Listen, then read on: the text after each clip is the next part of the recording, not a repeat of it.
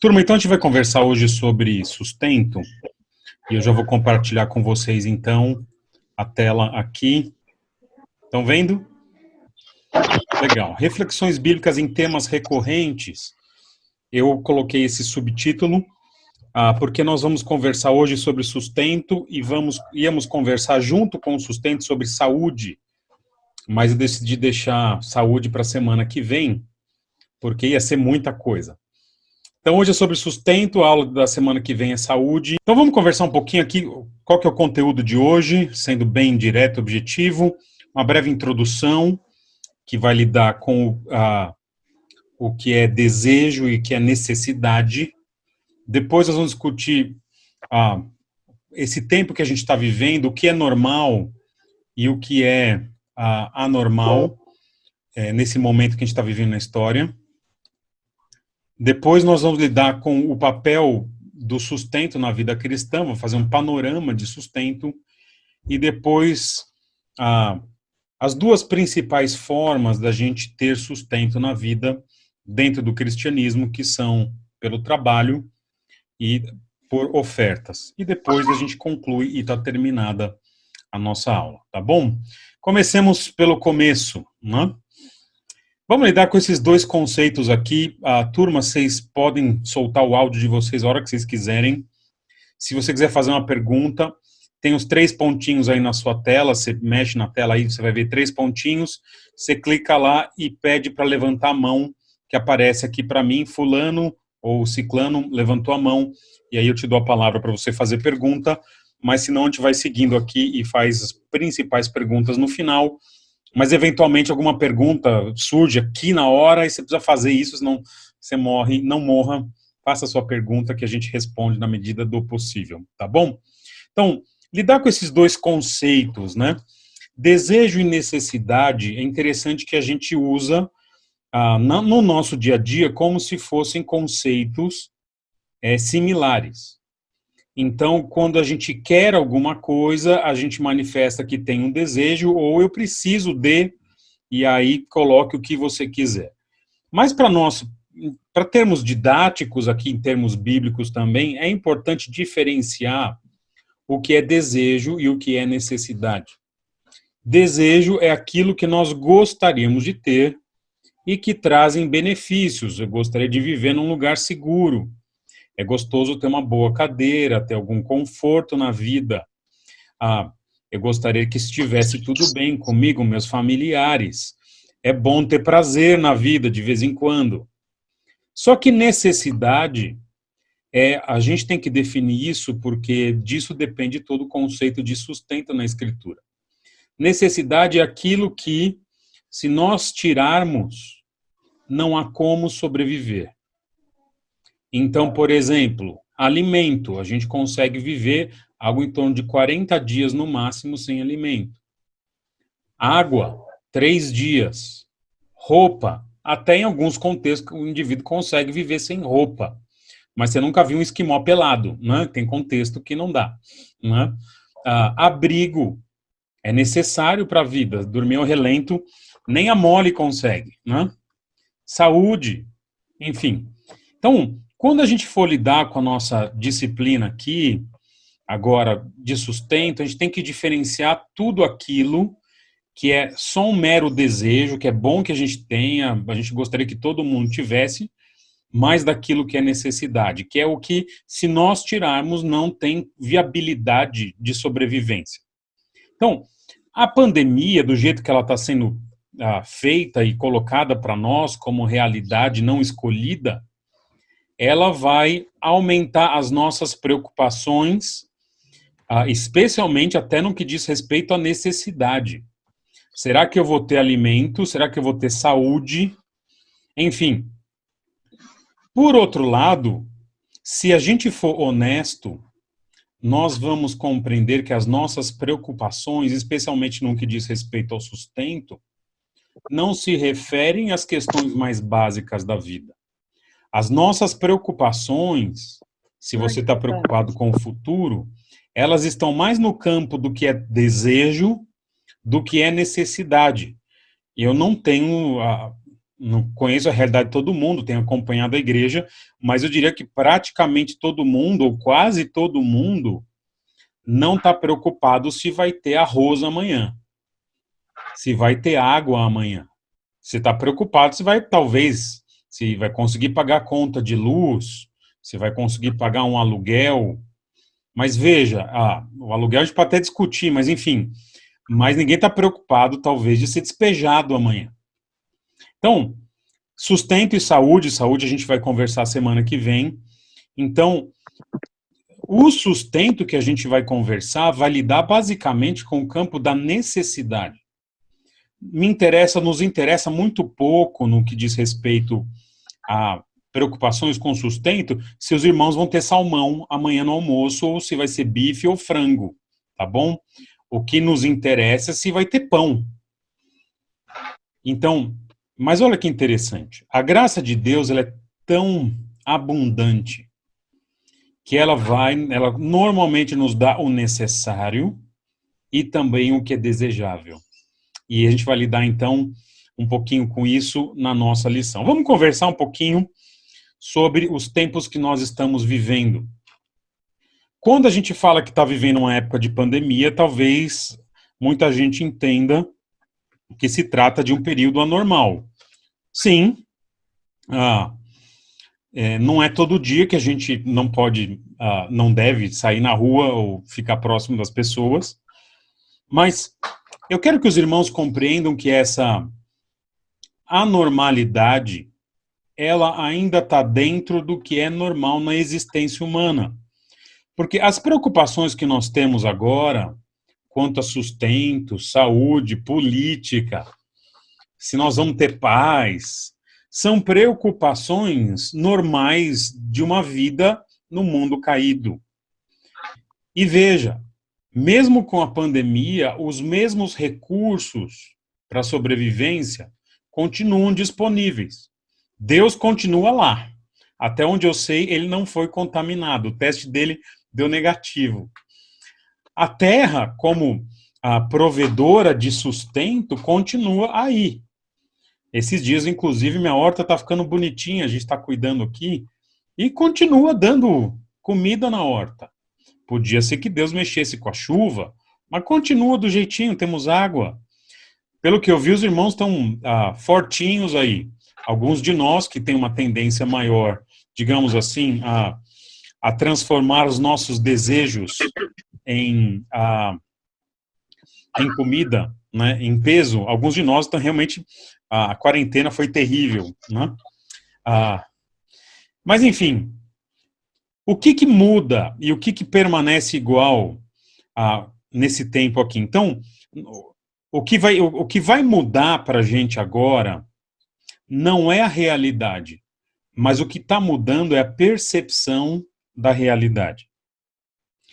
Quem sempre creu que Deus sustenta todas as coisas, o normal é que agora continue crendo que Deus vai prover todas as coisas. Mas para quem que muda? Veja, o que muda para essas pessoas em tempos de pandemia que diz respeito ao sustento, quem não tem uma perspectiva bíblica do sustento? As pessoas agora estão mais sensíveis e estão mais abertas a lidar com esse tema de perda de sustento e da saúde. E é um momento em que as pessoas estão mais abertas a discutir algo que normalmente não se discute, que é a morte. Vocês estão me ouvindo? Tá passando aí para vocês? Alguém me dá um retorno porque minha câmera travou aqui. Então, né? Dá um joinha ou faz um som aí, por favor. Estão me ouvindo aí, Dan? Tá saindo no microfone? Tá. Um ou outro voltou aqui. Então, acho que estão me ouvindo. Agora, legal. Que mais nós temos aqui? As pessoas estão mais conscientes hoje que as suas escolhas religiosas definem seu nível de paz. Deixa eu falar para vocês o que eu entendo como escolhas religiosas aqui. não necessariamente se refere a qual religião a pessoa quer escolher. O ponto que eu quero trazer aqui para vocês é o seguinte: as pessoas, elas são adoradoras, natas. Todo mundo nasce para adorar alguma coisa ou alguém. A realidade é que, como disse João Calvino, o coração é uma fábrica de ídolos. E agora nós estamos vendo que, conforme nós escolhemos o objeto da nossa adoração, a gente vai ter mais ou menos paz. Vou dar um exemplo muito prático aqui. Algumas pessoas do nosso país, e que, inclusive, pessoas próximas de nós, decidiram adorar uma figura política como Messias, o presidente da República.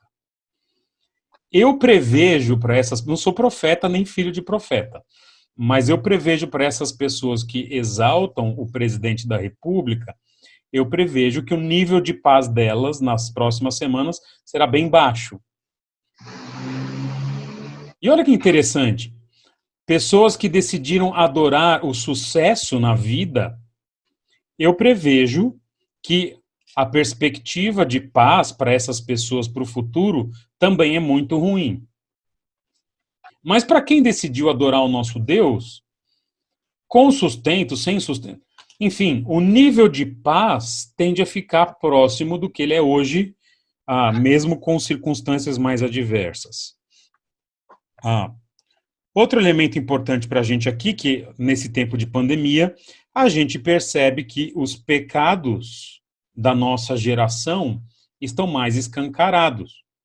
Quem nunca confiou na provisão de Deus, confiava no próprio esforço, agora vai demonstrar que isso, de forma muito prática, o camarada vai ter úlcera. Né? Então, o que a gente vê agora, no máximo, são as dificuldades ficando mais aparentes, e é um tempo incomum, então, mais as reações humanas do que vem para o futuro aí, elas estão dentro da normalidade do que as pessoas são. Então, eu diria que nós estamos vivendo um tempo anormal, normal. E isso vai afetar um pouquinho, vai demonstrar um pouquinho o que cada um de nós pensa sobre a perspectiva bíblica do sustento. Quem já confia na Escritura, agora é chance de reafirmar os valores. Quem não conhecia tem a chance de conhecer, mas quem nunca confiou de fato em Deus, agora vai ter dificuldade. Deixa eu só falar uma coisinha para vocês, antes de a gente lidar com o tema sustento propriamente dito. Os tempos de dificuldade, como nós estamos vivendo, eles não mudam as pessoas. O que os tempos de dificuldade fazem, a única coisa que o tempo de dificuldade faz é revelar como as pessoas sempre foram. Porque os tempos de paz e de prosperidade, as pessoas conseguem até deixar seus pecados escondidos. Vou dar um exemplo político muito prático. Em tempo de prosperidade, até o Lula parece um bom presidente. Quero ver em tempo de pandemia.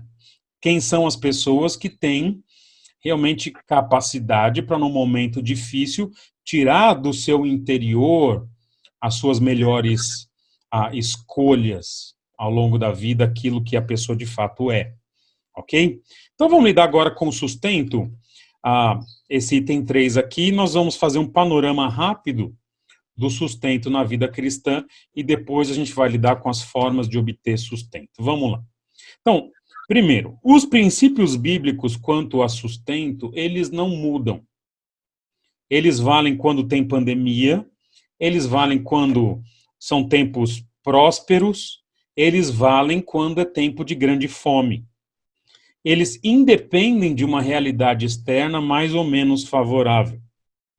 Estes são, então, os temas teológicos que estão envolvidos numa perspectiva bíblica quanto ao sustento. Veja lá, primeira perspectiva quanto ao sustento, aprenda isso.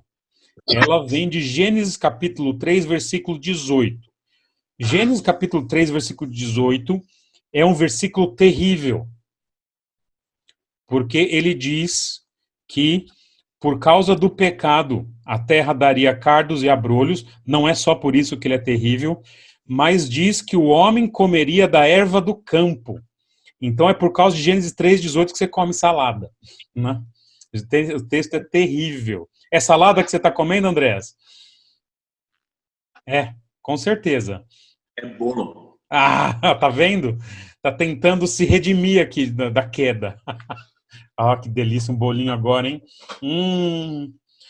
Gente, com a queda, o que acontece é que o normal é que o sobreviver, o sustento, sempre seja difícil.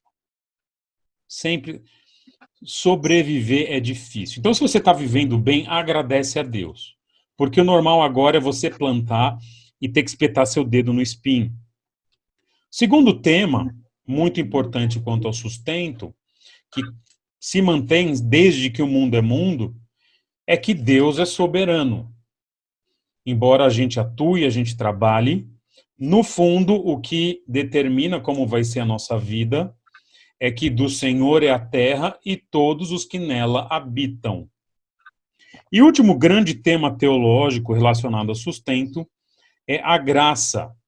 Sustento, ele sempre é graça de Deus, para o crente e para o incrédulo. Por incrédulo, a gente fala de um tema chamado graça comum, que são as manifestações da bondade de Deus para a humanidade como um todo. Então, em Atos capítulo 14, versículo 17, diz que Deus deu para os povos pagãos a chuva e as estações frutíferas. Em Mateus 5,45, o texto diz que Deus dá chuva sobre justos e injustos. Chuva como sinônimo de algo bom, de prosperidade. Mas há também, no tema de sustento, a graça especial. É Deus cuidando de forma especial dos seus filhos, com uma provisão que é específica. Deixa eu só mexer aqui no negocinho aqui, estou com interferência aqui, só um segundo. Eu vou deixar a turminha muda, se você quiser falar, tá bom? Você só levantar sua mão que eu libero o seu microfone, ou você mesmo libera aqui, tá? Deixa eu voltar aqui para a tela. Cadê? Só um segundinho, turma. Apresentação de slides, do slide atual. Pronto. Aqui.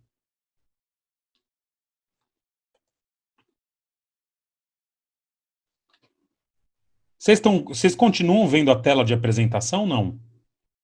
Não, né? Só um segundinho aqui, porque ela saiu aqui do meu...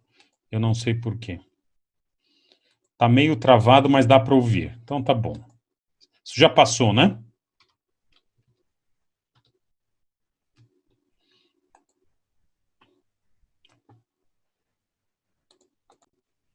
Pronto, já que voltei para a tela aqui, vocês estão vendo a tela da aula aqui, não estão?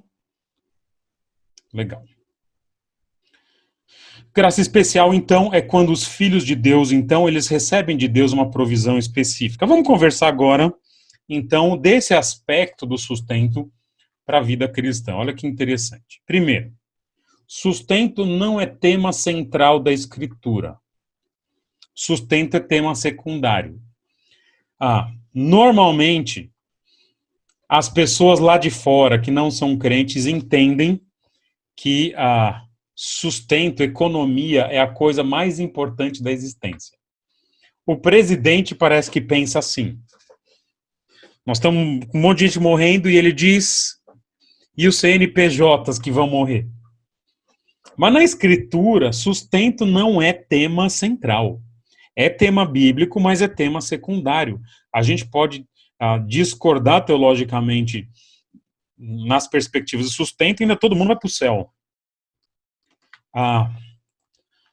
Mas na Escritura, o que é primário são os interesses do reino.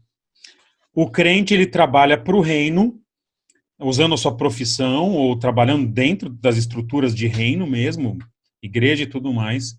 Mas o crente trabalha para o reino, e quando ele recebe o salário, é um salário de algo que ele fez para o reino. Não interessa se é na sua empresa ou não. E a ideia, que nós vamos estudar já já do texto, é que primeiro a gente busca o reino e as demais coisas são acrescentadas.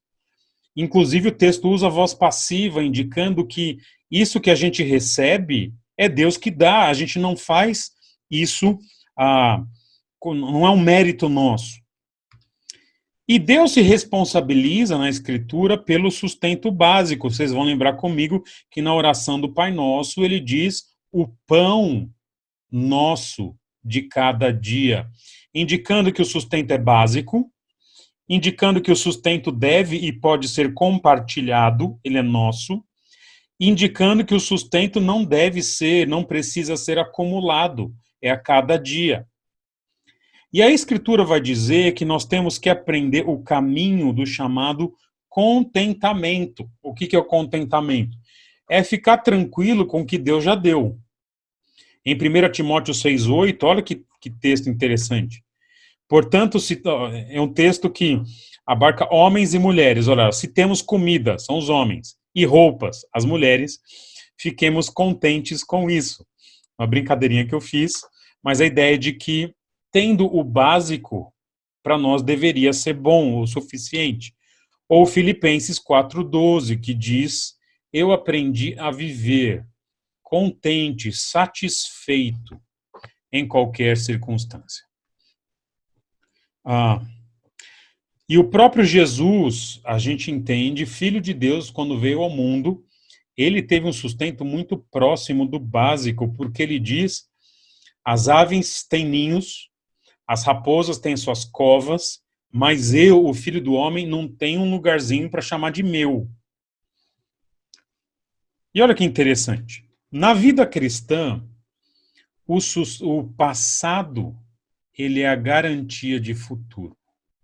1 Pedro 5,7 diz, não andem ansiosos, porque ele tem cuidado de vós.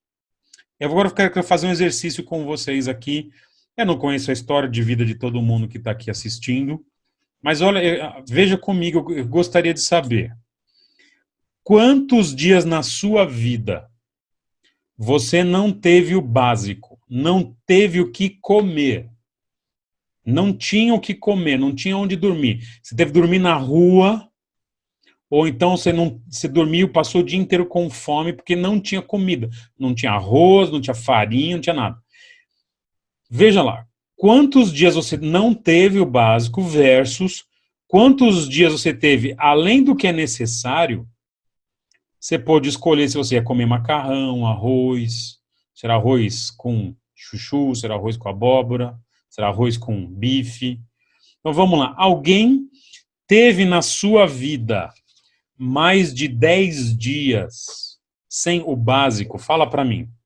Gostaria de ouvir. Temos alguém aqui presente? Deixa eu ver aqui. Se manifeste, por gentileza. Ninguém se manifestou? Quer dizer que todos nós que estamos aqui assistindo, todo mundo teve o básico em mais do que 10 dias. Tivemos mais do que o básico em mais do que 10 dias na vida toda. É isso? Tô certo? Tô vendo vocês. É isso mesmo? Uau! Então veja. Se a gente teve, eu tô com 43 anos, todos os dias da nossa vida, a provisão de Deus, na boa, precisa se preocupar com o futuro? Precisa ficar sem dormir de noite? Precisa ter chilique? Precisa ter ataque do coração? Precisa ter úlcera? Ah, mas a empresa vai quebrar. Tudo bem.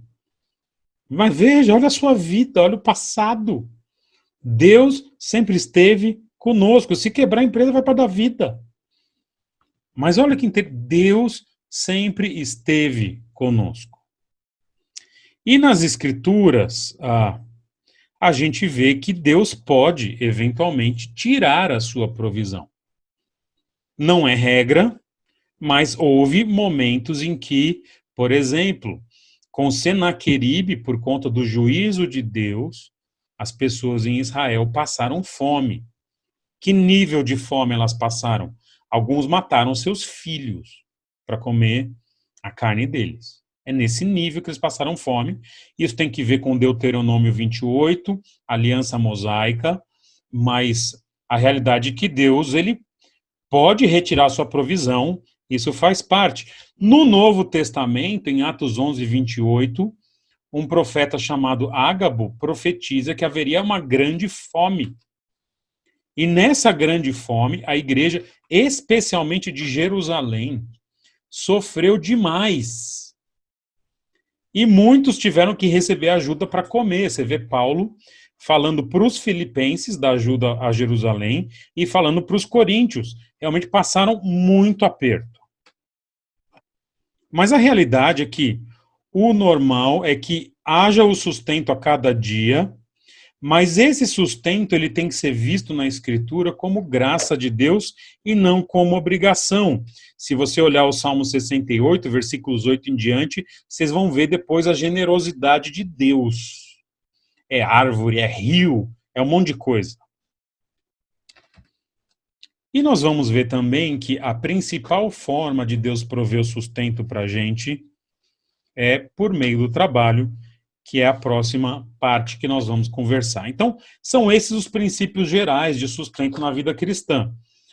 Passado garante futuro, Deus pode retirar sua provisão, cada dia de sustento é graça, Deus usa o trabalho, e sustento é secundário, mas Deus normalmente se responsabiliza pelo sustento básico, e o sustento nos leva a uma vida de contentamento. Legal, vamos conversar então agora sobre o meio principal de Deus trazer o sustento, que é o trabalho. Gostaria de saber nesse momento se alguém tem alguma pergunta, alguma dúvida, alguma colocação sobre princípios bíblicos quanto a sustento. Vamos lá, temos alguém? Por gentileza, solte seu microfone e fale. Beleza, então sigamos aqui. Vamos conversar um pouquinho sobre o trabalho. O trabalho, então, é a forma mais comum de Deus prover o sustento para as pessoas e para os seus filhos. Não é a única forma. Há pessoas que recebem herança, por exemplo, não tem nada contra isso. Se tiver uma herança muito grande, pode deixar para o irmão da igreja, pode deixar para o pastor, a gente entende que é graça de Deus, né? Então, mas normalmente o trabalho é a principal forma. A gente vai ver ofertas daqui a pouquinho. E há na Escritura uma teologia bíblica do trabalho. Porque o que rege o trabalho de um cristão é a Escritura. Não vamos explicar isso agora, mas o trabalho é regido diretamente por Deus e não pelas leis trabalhistas. Gente, tá parecendo que minha internet está instável. Me avisa se tá tudo bem aí, tá? Se estiver me ouvindo, dá um joinha aí. Tá tudo bem? Então tá bom. Então, na Escritura, trabalho é algo importante. Ele é tão importante que quando o homem recebe a sua maldição em Gênesis 3:18, a maldição para Adão é sobre o trabalho. Agora, falando uma perspectiva de redenção, trabalhar bem para o crente é sinônimo de servir a Deus bem. E trabalho, a gente pode lidar no trabalho com os frutos maus, como preguiça, insubordinação, trabalho mal feito, roubo. E esses frutos ruins deveriam ser substituídos por boas atitudes no trabalho, como diligência, contribuição, fidelidade. E na Escritura, a gente trabalha para servir a Deus. O salário é só um benefício. O objetivo principal do trabalho na Escritura é o serviço ao Senhor. Assim, quando a gente recebe algum benefício, também recebe do Senhor por conta do nosso trabalho. E alguns princípios aqui, são 4, na verdade, sobre trabalho, para a gente lidar rapidamente. Primeiro, o mundo começou com o trabalho e o mundo começou com descanso. Foi Deus que inventou o feriado, na verdade, o descanso semanal. Deus é o primeiro que trabalha. Gênesis capítulo 1, Deus trabalha 6 dias. E depois Deus descansa um dia. Ou seja, o princípio bíblico de trabalho é a gente trabalha porque Deus é assim e a gente descansa porque Deus é assim. E logo que Deus criou o homem, ele criou o homem na principal profissão que um ser humano poderia ter, que é um administrador, correto, Andréas? Vamos ser honestos, vou perguntar para alguém aqui que é neutro, que não é. Certo, Andréas, quem mais? Quem mais que é administrador na igreja? Marcão, se estivesse ouvindo. Oi. O Flávio. Flávio, exatamente. Então, todos nós concordamos que quando Deus cria o homem, ele cria um administrador. Tomou, pois, o Senhor Deus ao homem e colocou no jardim do Éden para cultivar e guardar. Então, uma das principais atividades do homem, aqui no o sexo masculino é importante, é que ele existe para gerenciar a criação. E a maldição pós-queda é justamente uma maldição de trabalho.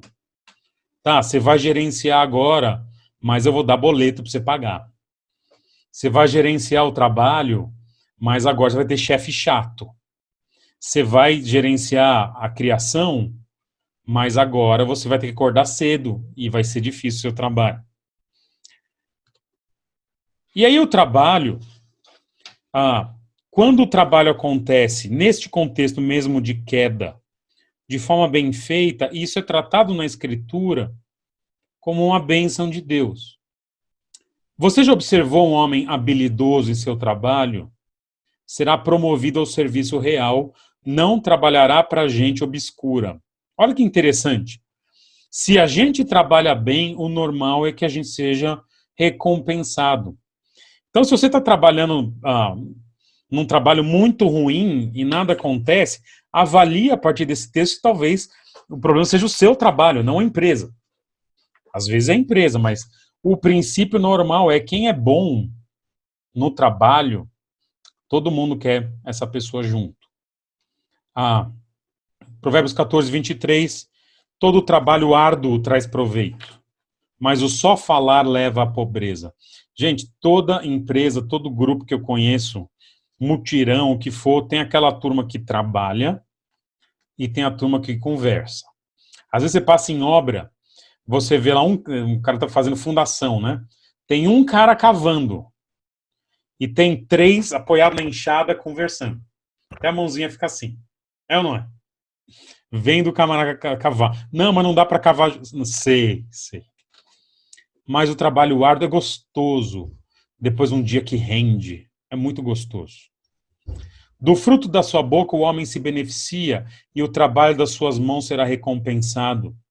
E falando da mulher virtuosa, ela entrega-se com vontade ao seu trabalho. Seus braços são fortes e vigorosos. Faz academia em casa, aqui em Provérbios 31, 17. Mas veja, trabalhar bem na escritura é algo bom, é algo importante. Por outro lado, quem não trabalha bem, a escritura é muito direta em repreender esse indivíduo. Quem relaxa seu trabalho é irmão do que o destrói. O preguiçoso põe a mão no prato e não se dá o trabalho de levá-lo à boca. Provérbios 21, 25, morre de tanto desejar, de nunca pôr as mãos no trabalho. Provérbios 19, 15 fala que a preguiça leva ao sono profundo. Provérbios 10, 26, que o preguiçoso, ele é como vinagre para os dentes. Você imagina que você está com aquele dente com problema e você toma vinagre. Né?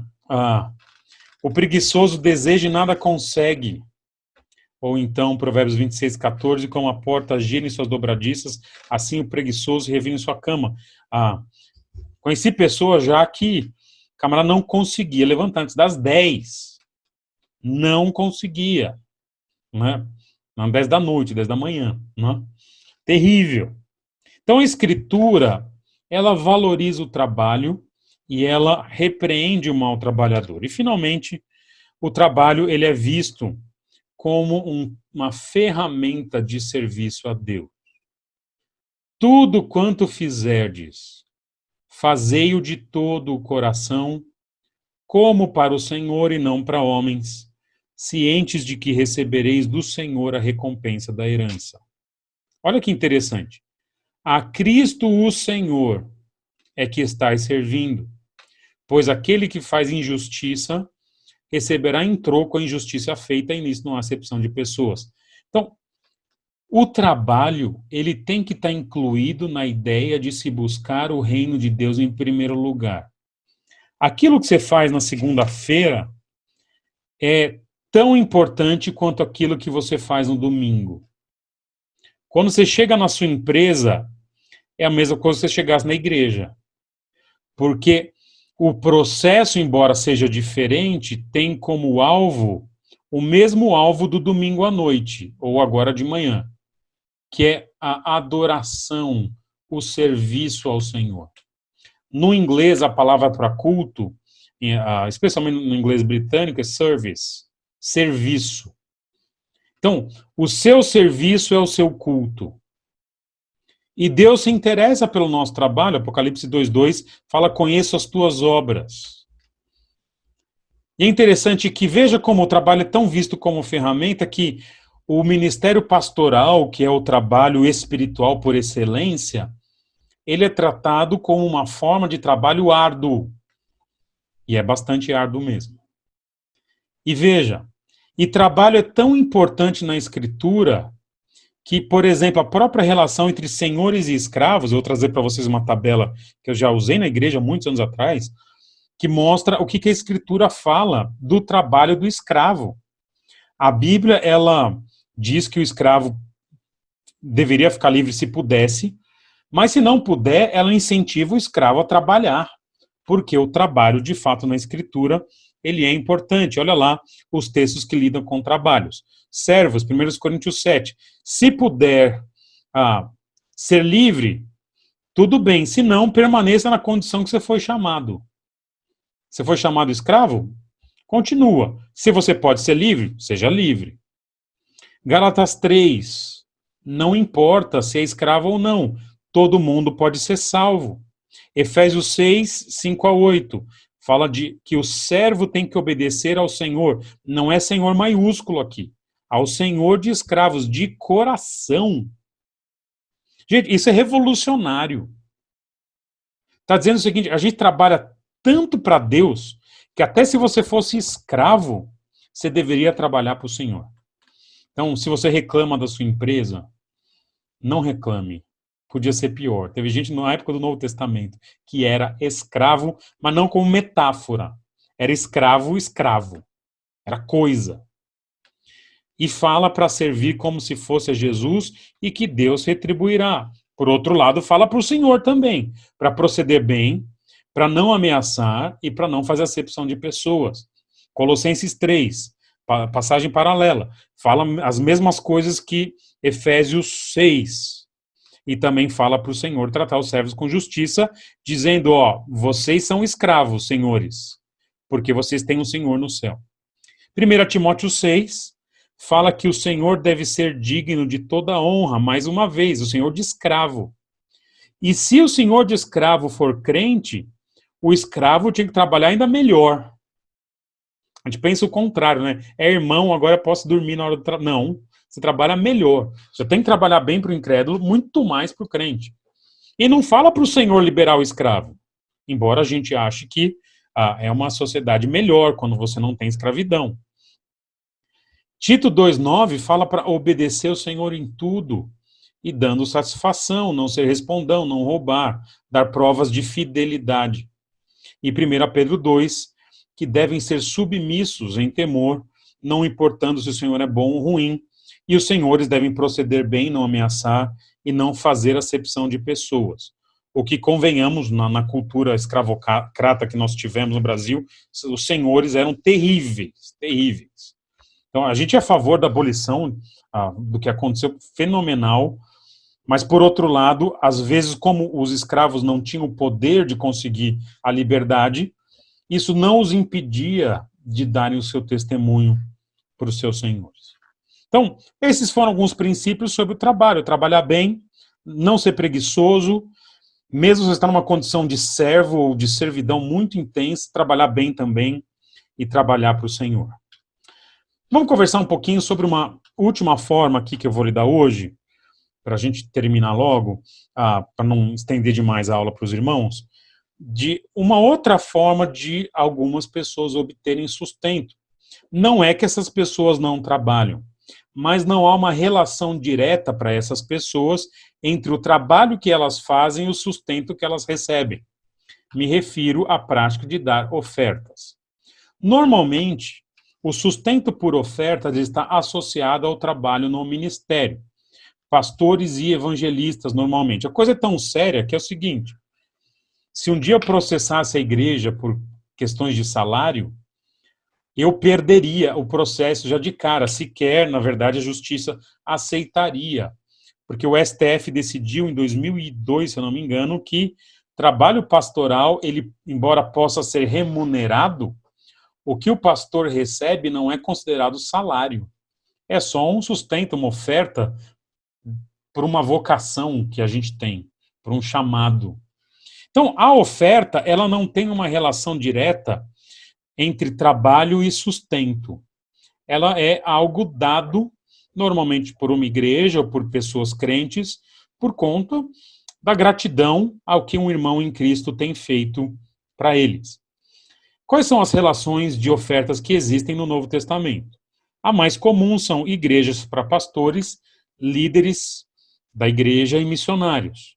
Em Romanos 15, Paulo fala, vou passar aí, vocês me dão uma oferta.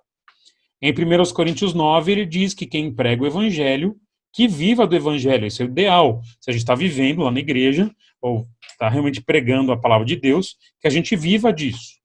1 Timóteo 5,18 fala que o presbítero que lidera bem é digno de um salário dobrado. Lucas capítulo 8, versículo 3, diz que Jesus era sustentado por mulheres.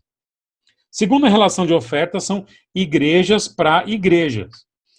Em 1 Coríntios 16, 3, Jerusalém está passando fome e o apóstolo Paulo sugere uma coleta para enviar esse dinheiro para a igreja de Jerusalém.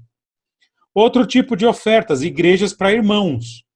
Em 2 Coríntios 8, 4, Paulo fala que os filipenses deram assistência aos santos, a igreja ajudou pessoas. Isso acontece em 1 Timóteo 5 também. Em 1 Timóteo 5, por exemplo, a igreja sustenta ad eterno, até o fim da vida, viúvas.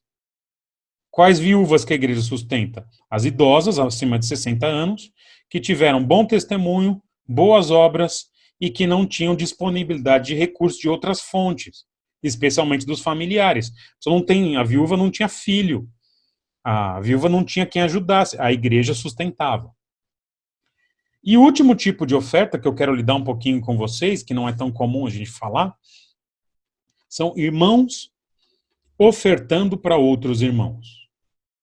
Isso aconteceu em termos históricos em Atos capítulo 2, versículos 44 e 45, o texto diz que cada um vendia o que era seu e esse dinheiro era distribuído entre todos. Talvez houvesse até uma administração posterior, Atos capítulo 5, desses recursos, no caso de Ananias e Safira, Pedro assume ali, mas é possível que houvesse uma distribuição para quem tinha necessidade. Em Gálatas capítulo 2, versículo 10, Paulo menciona que a recomendação dele tinha sido que se lembrassem dos pobres. Então, falando para as pessoas da igreja. Em Gálatas 6,19, fala para a gente ser bondoso com todos, especialmente os da família da fé. Está falando num contexto, inclusive, de sustento, a gente entende.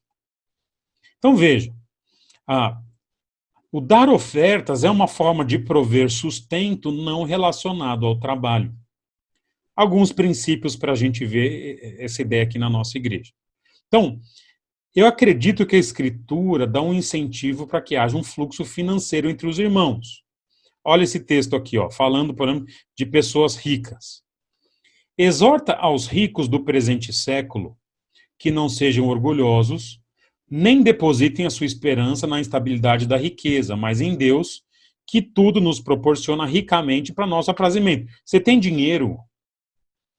Olha, Deus deu esse dinheiro para você ter prazer na vida. Não tem problema você trocar de carro, morar numa casa boa, comer bem.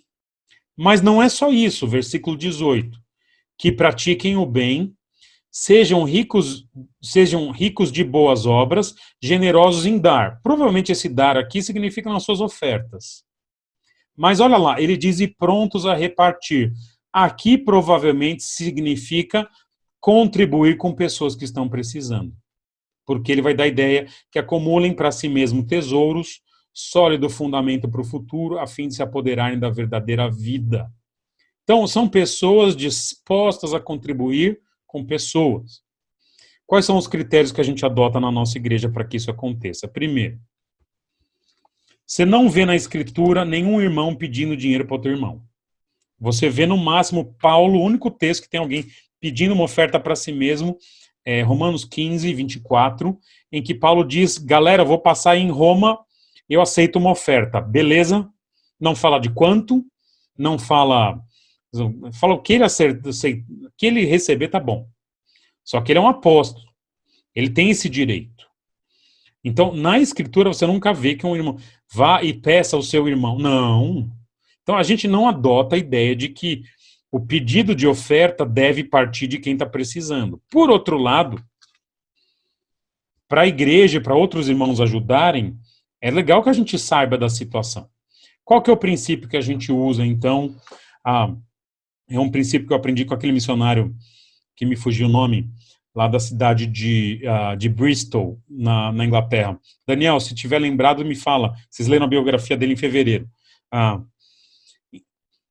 A frase que ele falava era o seguinte: informe o povo, mas peça a Deus. O que é o informe o povo? Irmãos, queria pedir oração pelo nosso sustento. Então, uma igreja atenta, o irmão pediu oração pelo sustento. Ou então, irmãos, queria pedir oração porque eu perdi o emprego. Uma igreja atenta pensa o seguinte: o indivíduo perdeu o emprego. Ele tem 3 filhos. A esposa dele não trabalha. Ele vai precisar de sustento. Agora, pedir sustento, pede-se a Deus. Então, a gente informa a igreja, irmãos, orem para o nosso sustento, ele está sabendo. Mas quando chega, irmãos, vocês têm que contribuir comigo. Não, o pedido é a Deus. Senhor, provê para mim. Estou trabalhando, estou fazendo Uber, estou tentando tudo e não estou conseguindo. O pedido é no quarto. A informação para pedir oração, para que as pessoas tenham ideia, é para a igreja. Então veja, pedir sustento é sempre para Deus. No máximo a gente informa a igreja e os irmãos da nossa situação. Irmãos, orem por mim, tenho passado dificuldades financeiras. Ótimo. Estaremos sabendo, uma igreja atenta vai saber discernir. Há pessoas, e já aconteceu, não é o caso atual da nossa igreja, nós não temos ninguém assim, pelo que eu vejo, mas já aconteceu na nossa igreja que se alguém precisasse de sustento, era um camarada tão roleiro, se ele chegasse para mim, Pedro, ore por mim, estou precisando de sustento, eu ia falar bem feito. Né? Mas não é o caso comum. O caso comum é, pastor, ore por mim, opa, já fico esperto, precisamos como igreja, podemos como igreja, abençoar esse irmão. E quem vai oferecer a oferta, isso tem que ser voluntário. O irmão falou, olha, orem por mim, perdi meu emprego. Deus toca no coração de alguém na igreja, se não tocou no do pastor ou de alguém da igreja, e a pessoa fala, nossa, eu quero ajudar. Isso tem que ser voluntário. E ele deve ajudar se ele pode. Tem época da vida que você fala, eu gostaria de ajudar, amigão, mas se eu der para você, eu tiro da minha família. Mas veja que às vezes dá para a gente diminuir nossos gastos, cortar a TV a cabo, né? Mas enfim, dá para ajudar o outro, mas não, a ideia é que aí você não está tirando da sua família, você não deve tirar o básico, lembra do que é necessário que nós conversamos? Mas essa pessoa que sentiu vontade de doar para alguém, tem que ser voluntário, ele deve desejar isso. Se ele não quer, não quero. E mais, em Mateus capítulo 6, versículo 2, fala de esmola, no sentido da contribuição para outro irmão. Fala que uma mão não saiba o que a outra está dando. Ninguém precisa saber da sua contribuição. É claro que, eu sei que alguns irmãos sempre me falam isso, acho essa igreja generosíssima. Pedro, eu quero ajudar outras pessoas, me avise se alguém está precisando. E às vezes a gente utiliza essa generosidade dos irmãos. Não é isso que nós estamos condenando. Mas existe pessoas, não na nossa igreja, não temos tido esse caso, mas existem pessoas que gostam de tocar as trombetas, né? Quando estão dando... Artista é bom para isso, né? Fulano doou 3 milhões para o combate do Covid. Grande coisa, precisamos... Né, diante de Deus não tem valor algum, né? Mas se você for doar para algum irmão, faça com discrição, da melhor forma, para que nem ele, nem ninguém mais saiba, nem ele sabe é difícil, mas se ele não souber, pelo menos que ninguém próximo saiba. Observar também as necessidades. Às vezes algumas pessoas entram em crise financeira por má administração, né? O indivíduo está cheio de dívida, comprou um carro que não deveria, um apartamento que não podia. Mas observe, às vezes a pessoa faz tudo certo e não tem o suficiente. Ou você quer abençoar de alguma forma, a gente avalia o bom testemunho. Se a pessoa tem um bom testemunho, e mais, irmão, se for doar para um outro irmão da igreja, não exija nenhuma contrapartida. Isso é terrível. Isso é terrível. Eu estou doando dinheiro, mas você só pode gastar em alimento. E o cara está com conta de luz para pagar. Deixa, olha, tá aqui, é de coração, usa do jeito que você quiser. Quando eu costumo, quando a igreja, ou enfim, a gente tem a oportunidade de contribuir, a pessoa fala, nossa, obrigado, eu costumo dizer o seguinte, usa para o que você quiser, se quiser gastar tudo em sorvete, pode gastar. Ou seja, gasta, sorvete é uma coisa supérflua, tá bom? Gasta do jeito que você quiser. Ninguém deve se sentir obrigado a contribuir. A Bíblia fala que a gente não deve contribuir por necessidade. A gente contribui por generosidade. E uma coisa importante que os irmãos precisam saber. Nós não permitimos na igreja, nas relações de igreja, comércio entre os irmãos. Já aconteceu de ter que chamar gente que está querendo vender produto na igreja.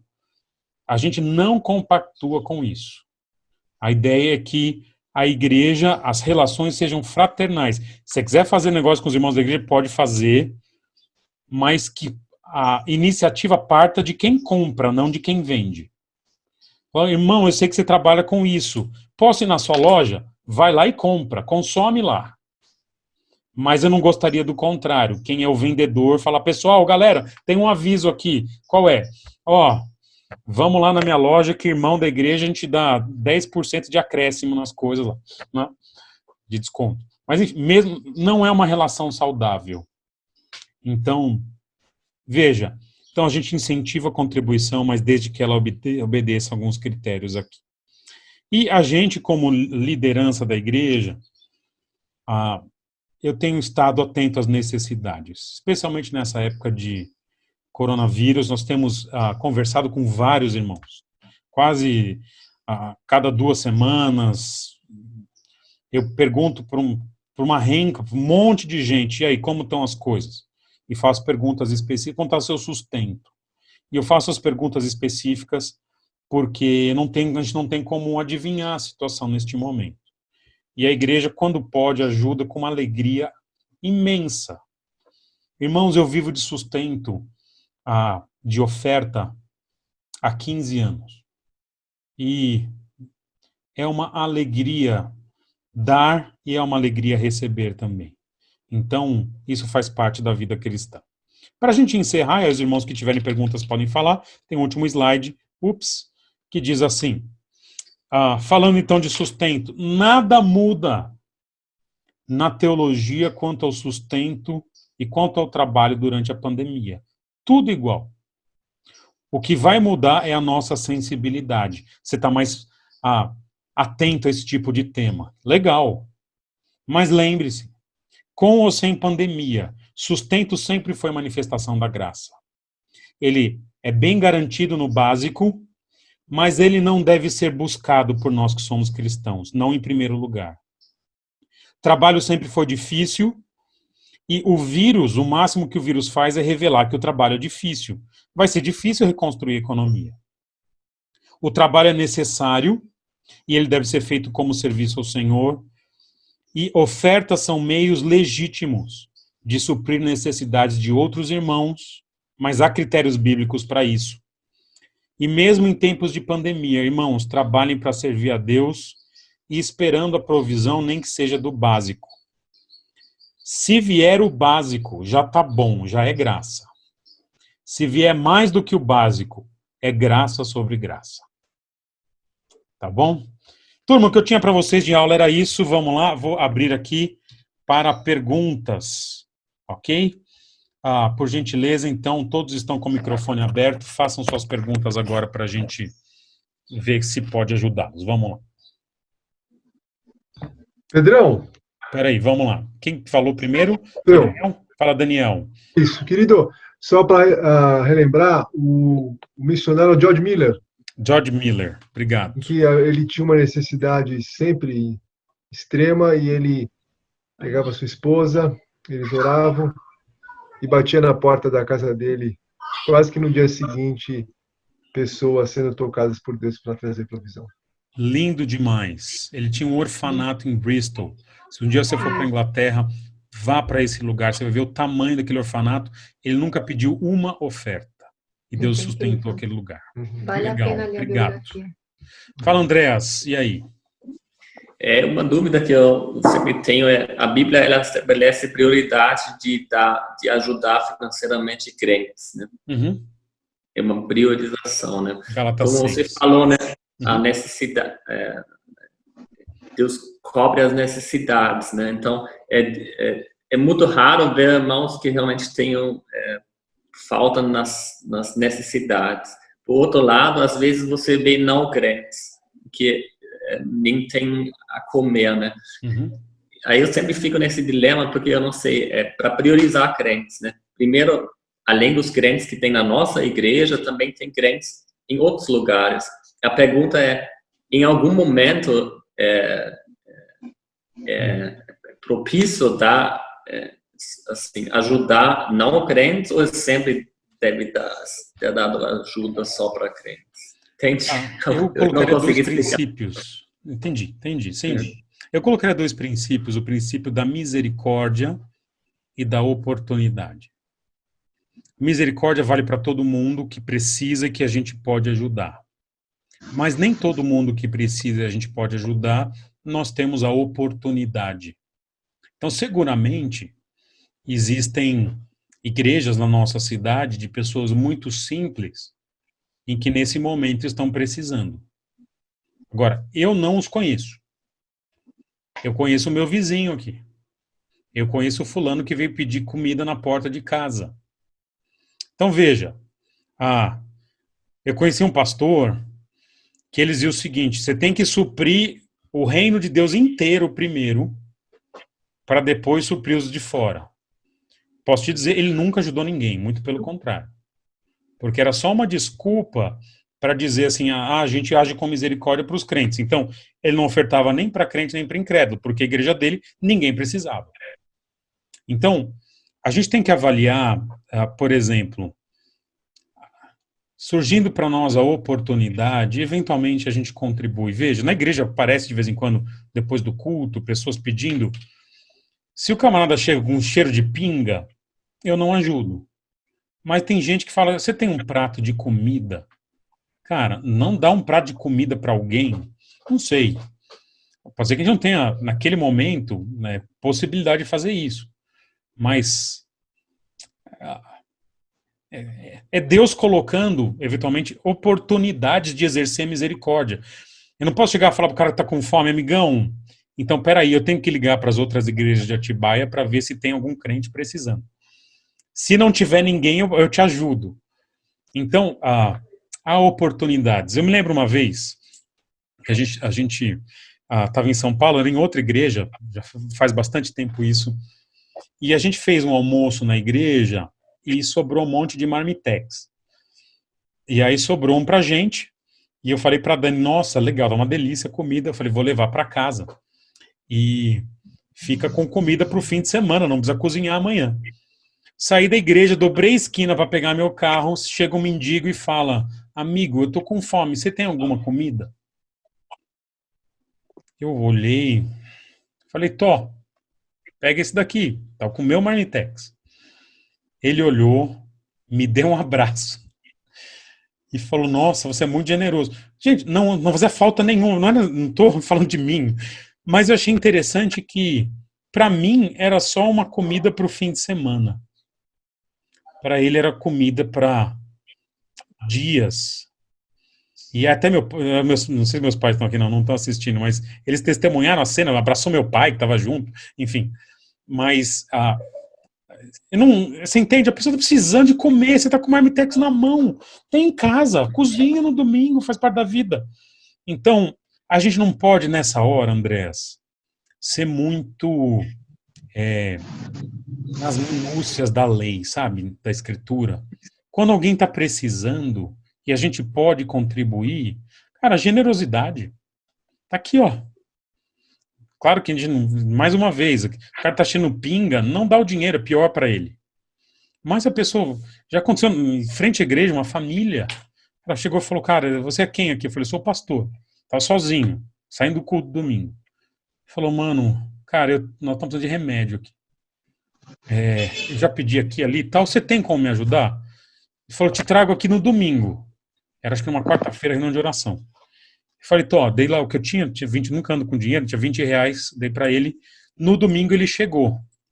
Falei, amigão, não quero de volta, é seu, presente. E era o vizinho lá da igreja. Então, o cara tá precisando. Normalmente o cara não volta, mas esse daí voltou. Tá precisando. Misericórdia deve mexer com a gente. Gente, a gente tem tanto. Não tem, Andrés? Então, dá para ser generoso. Quero contar uma última história aqui na sua. Veja que bonitinho que eu tenho aqui do meu lado aqui. Tem um dos vizinhos que ele vem aqui e sempre deixa no meu muro, do meu lado do muro, um saquinho com limão.